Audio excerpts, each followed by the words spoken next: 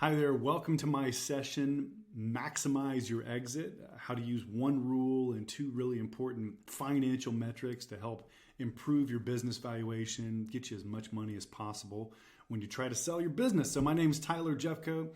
I'm the CEO of an accounting firm called Seller Accountant. We do bookkeeping, we do CFO for e-commerce sellers.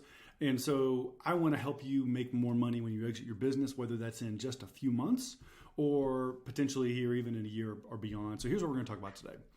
So I'm going to give you just a couple of quick nuggets on current events. There's some things happening that you and I cannot control that do have a real impact on the value of our businesses. Won't take much time there, but just to kind of give you a sketch of what I'm seeing.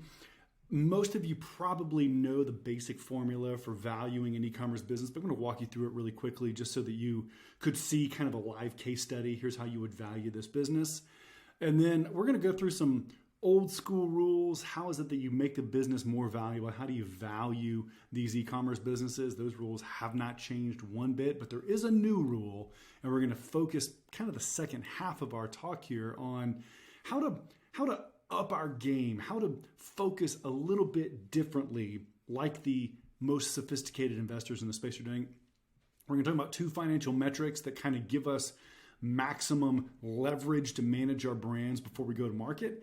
And then I want to give you a really concrete, solid to-do list of things. You got to do these things. And I'm going to give it to you in two different forms. Here's your to-do list if you're going to exit right now.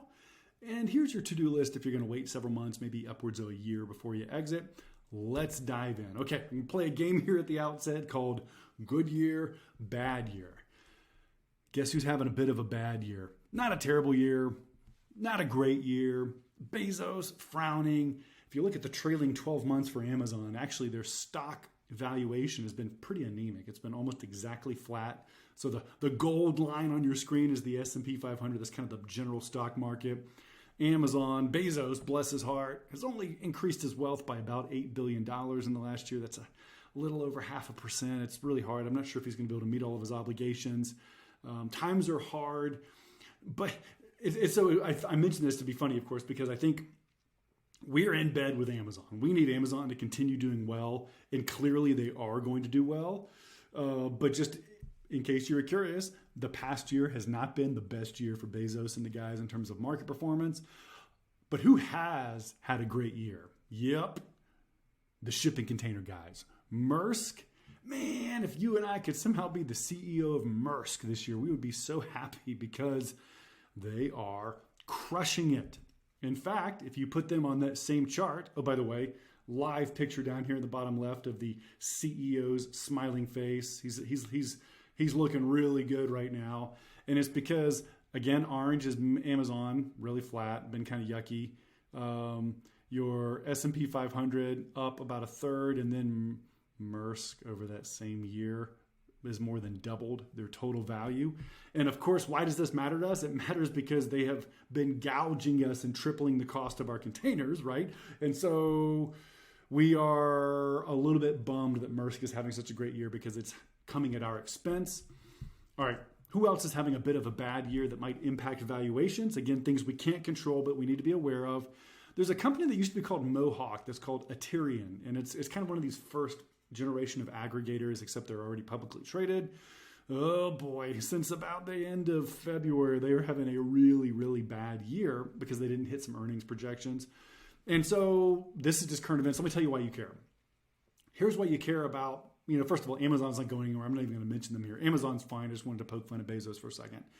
The Maersk smile, the reason we care about the fact that Maersk is having a great year is that tripling container costs have actually shown a measurable decrease in profitability across all of the sellers that my team serves. So we do an aggregate study of a few $100 million a year worth of Amazon sellers, and quarter over quarter, we're down about 5%, mostly because our landed cost of goods sold are yucky now relative to what they used to be. Maersk is the culprit. I do expect the container world to get a little bit less chaotic next year in 2022. For right now, we got to kind of ride through at least the Chinese New Year. We're going to continue paying triple the price of the containers. Nothing you can do about it. Aterian, in terms of the crash of that stock, again, the reason we care about this is that everyone's really waiting for another IPO, right? It's really Thrasio that everyone's interested in seeing what happens. And if they get crushed, if Thrasio were to get hammered by the market in the way that Aterian did last quarter, we would be sad as an industry because the level of private equity being invested in our space would not continue to be as strong as it is right now. I don't believe this is going to be the case.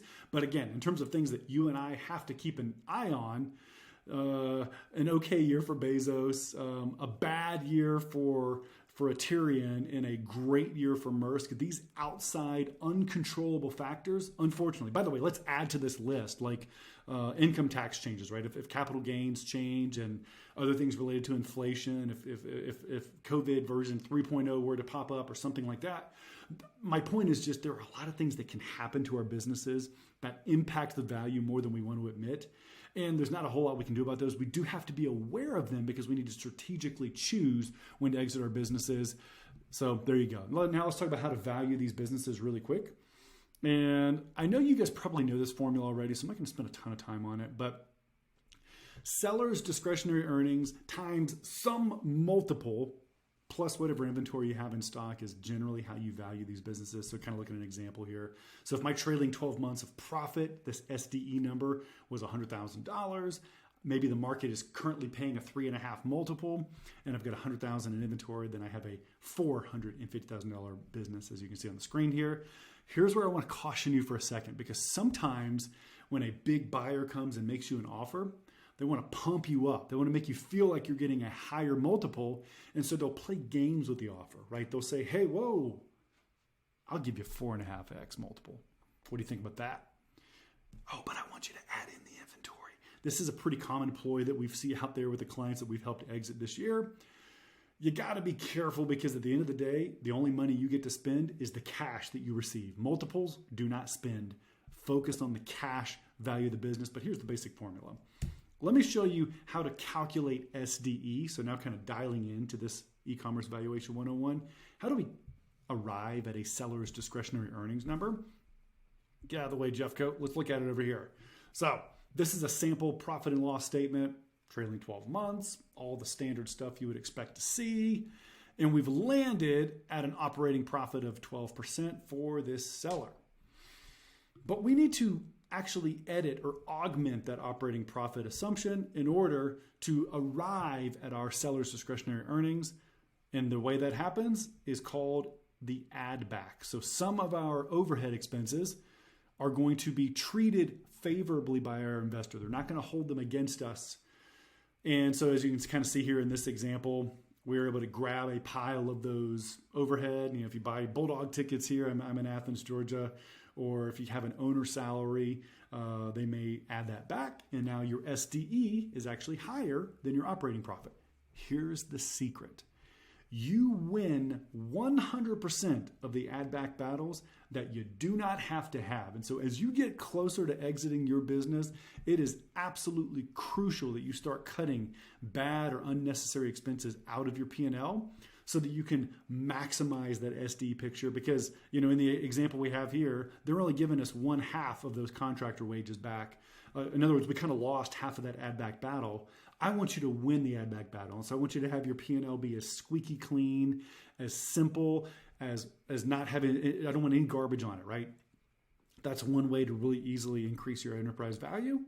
But this is how it works, right? You calculate SDE, and then the market is going to bear some multiple of SDE. Let's call it 3 here for the sake of our discussion. And then once you multiply that SDE times a certain number of years, 3 years at this point, you're going to then add whatever inventory is sitting in the warehouse. You've already paid for that inventory. And so in our example here, you know, 260. Actually, I think I have it on the next slide here. Here we go. 260 times the 3x multiple plus the $100,000 gives us an 880 enterprise value. Remember, what we really care about is enterprise value. We don't necessarily care as much about the multiple because you can't spend multiples. You can only spend cash, right? So this is kind of the quick and dirty. How do you value your business? The reason this is so important is that I need you to try to arrive at your number. What is it that I actually want to get from my business when I exit it? And if I have a number, let's say I want to exit for, say, $2 million, I can then use this formula to reverse engineer how much discretionary earnings I have to be able to make in order to get there.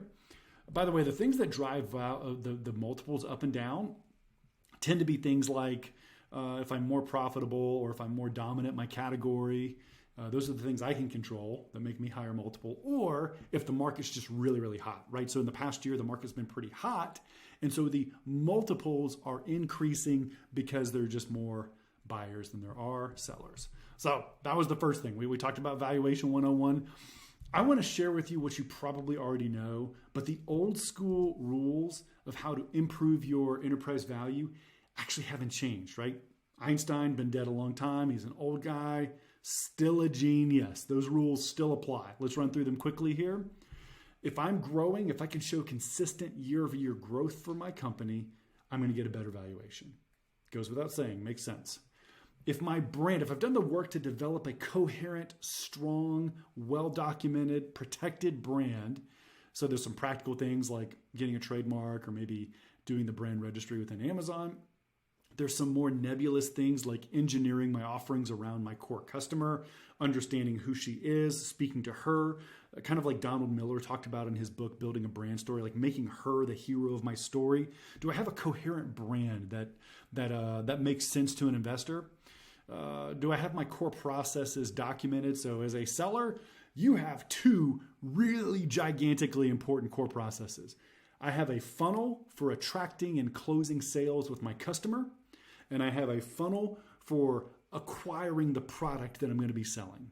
You need to carefully document those two processes so that when you go to the market, your buyer knows how to do the stuff that you've been doing. The fourth thing here is, of course, your books, right? I mean, I'm not just bookkeeping boy here talking about this. I have seen lots of deals. We do a lot of due diligence, by the way. We assist with due diligence here at Seller Accountant, and we've seen deals go south really quickly because the financials are garbage. Please invest a little bit of time and energy and maybe even some money into getting your financials up to code in an accrual fashion, in a legitimate system, in a way that you could then be due diligence proof or investor grade when you go to market. It's an important part of your business. And then, of course, the final thing is kind of the golden rule. Whoever's profitable gets to make all the gold, right? So I've just got to have a profitable model. My products need to be profitable. My channels need to be profitable. And of course, the entire portfolio. These 5 rules haven't changed. In fact, if you're looking for ways to improve the value of your business, start right here. But let's assume that you've looked at kind of these basics. You've got good books. You understand your brand and your strategy in that regard. But I want to take it to the next level. Let me show you the new rule. It's not new, but for some of us, it might feel new. Here it is. It's focus. This seems like you're really, dude, you got us this far into the presentation. You're going to talk about focus. Here's why this is so important. There are 2, I'm not going to call them competing schools of thought, but there are 2 really important economic models out there. And you need to be careful to listen to the right one. Well, here's the first one. If you guys have not read Chris Anderson's book, The Long Tail, it's a little bit dated. It's maybe 2006. Genius, great thought leader in terms of how does the market work? We have the head where, your top 5%. Taylor Swift is going to make a bunch of the total market in terms of song sales. Your best actors, right? Brad Pitt's always going to get paid more than the rest of the guys. Your top sellers are going to be the head. But in a universe where the marginal cost of adding one more product offering to your customers is close to zero. Think about Spotify here. This is a great example. Or Netflix. The cost for Netflix to offer one more movie to us, except for the contracts themselves to buy those movies, it's nothing. There's no physical DVDs anymore. They don't have to hold inventory. They want the rights to some digital content, and they want to push that content via their website. The marginal cost of one more is very little. And maybe only 2 people in the world watch that movie this month, but they are 2 people that are paying for our service. And so Netflix is able to go way down the long tail of movies and still be very profitable. Amazon is like this also, to the extent that Amazon can push the inventory risk upon you and upon me. We got to pay for the inventory. Amazon does better if they have more options, more selection, go down the long tail as far as possible. Here is where this mantra will get us in trouble. If we have an important constraint, then this is a fallacy to build our business models as a private label brand around this long tail method. And here's our constraint. It's cash. We have a critical resource constraint that makes us have to think more along the lines of this economic mantra, which is the 80-20 principle, the Pareto principle. If you want to read a book, by the way, about how CEOs that really understand investment philosophy act, The Outsiders by Thorndike's a really good one. Check it out. It has Warren Buffett and some other guys you may have heard of in there that just consistently outperform the market because they know how to do one thing. And that is, I only have so many precious resources in my business. How do I best deploy my next dollar to generate as much return on investment as I possibly can? And so again, if I have zero marginal cost, like for instance, even for if you're 100% drop shipping, you don't have to own the inventory, you just get to buy it once you sell it, then you should have 10,000 SKUs. You should have as far down the long tail as you can manage because you're not constrained by capital. I don't have to pay for it until I'm done. But if you're like most private label brands that Seller Accountant works with, you only have a certain amount of money to go into inventory, and you have to be obsessive over selecting the products, channels, and even geographies that best allocate your precious tiny bucket of resources to generate as much profitability as you can. I hope that makes sense. That's the new rule, is you no longer can act like you're Amazon and go all the way down the long tail. You got to think more like the 80-20. It's not new news, just you got to do it. So that's the new rules. I'm not going to drop a new rule on you like that and then not give you 2 tools plus a to-do list to help you learn how to manage that rule. Let's talk about a couple of metrics that really, really matter. I'm in the way again here. Let's get me out of the way. So PAG, post advertising gross profit. If you look at your P&L, this doesn't really appear on an American P&L, but gross profit does, right? I've got my sales, I've got my COGS, I've got my direct expenses. Amazon fees are a big part of that.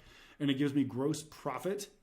But if I go one step further down my profit and loss statement and subtract my total advertising load, I arrive at a post-advertising gross profit, a contribution margin for my portfolio or for my product or for my sales channel.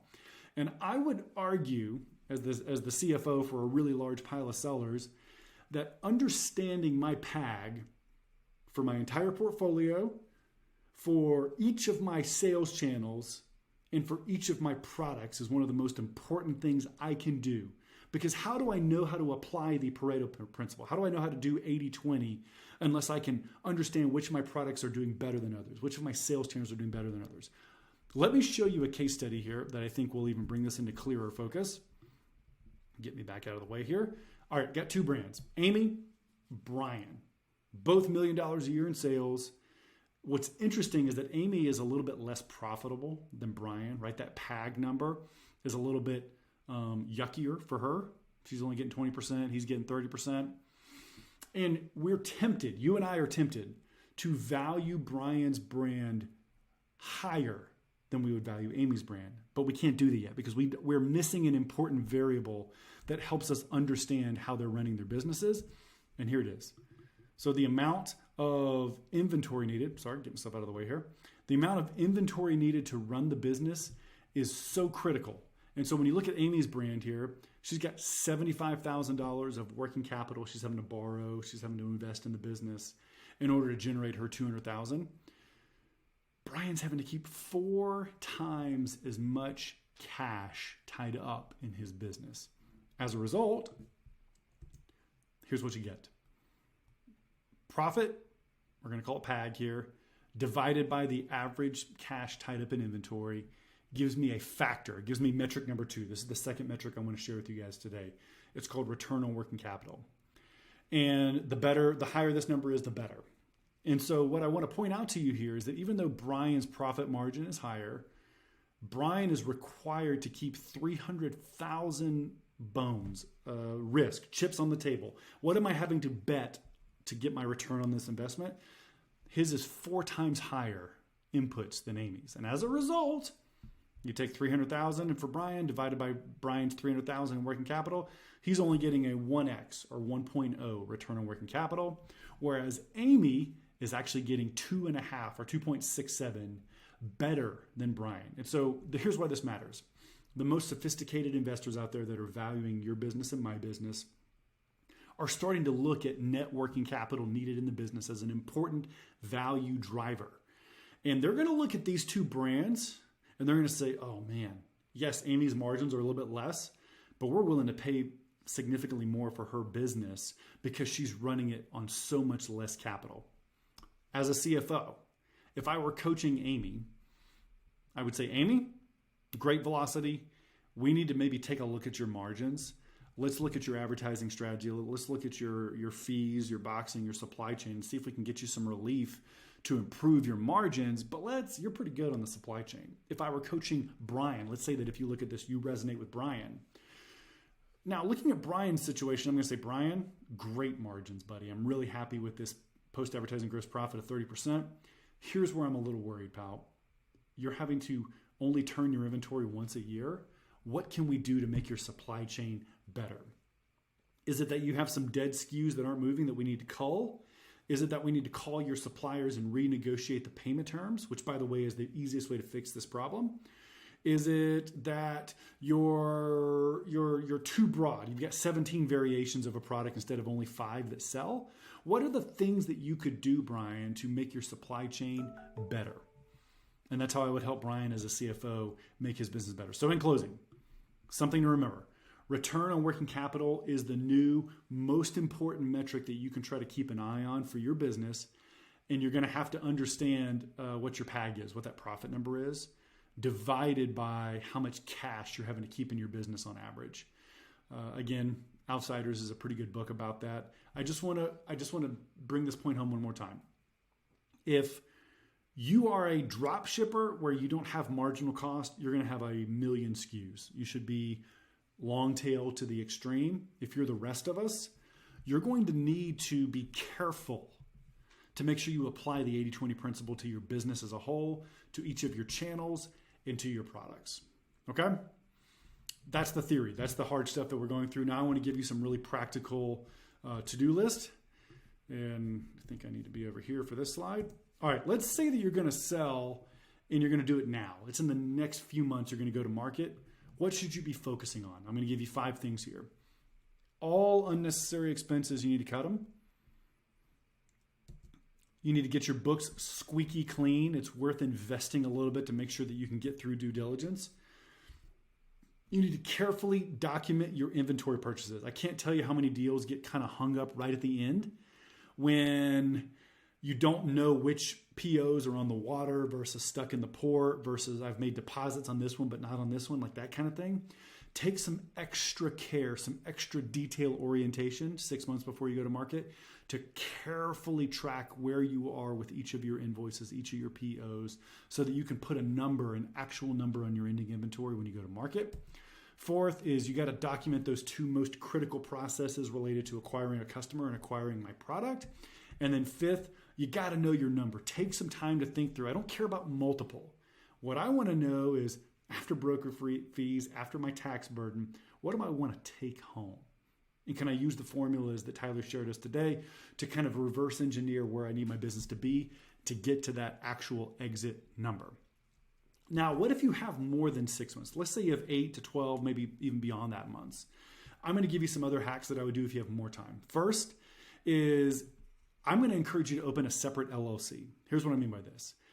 Tyler Jefcoat LLC could be my company, and I might run my cell phone, my internet, if I'm going to do any travel that's business related, if I'm going to go to any masterminds, if I'm going to any conferences, if I'm going to go on a sourcing trip, maybe something like that.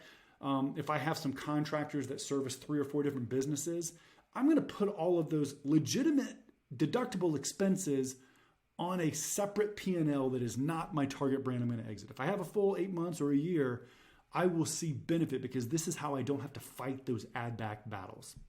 Second thing is I'm going to go fairly aggressively try to renegotiate my supply chain if I have more than 6 months. Can I get relief on my terms? Can I pay you in 30 days instead of now? Can I go ahead and commit to a year's worth of product but have you only charge me in small increments? Any days, any weeks that I can get in relief on my cash cycle makes that return on working capital much, much higher. And third, I'm going to use the 80-20 principle. We call it the keep, cuddle, or kill, right? If I looked at each of my products and said, you're performing, oh boy, you're not performing. I'm going to cuddle you for 90 days. I'm going to put you in a probationary seat. And then if I can't get you to perform after 90 days, I'm going to kill you. By the way, one of the guys from my mastermind gave me that keep, cuddle, kill, pretty cool little thing. Apply that. I've got time. But if I'm going to sell in 2 months, I might not want to kill any products because I'm so close to the actual exit. But if I've got 6 to 12 months, let's go ahead and cull those bad ones out of our portfolio. If I have more than 6 months, if I'm 8 to 12 months, I may go ahead and invest in 1 or 2 new products that fit my brand identity.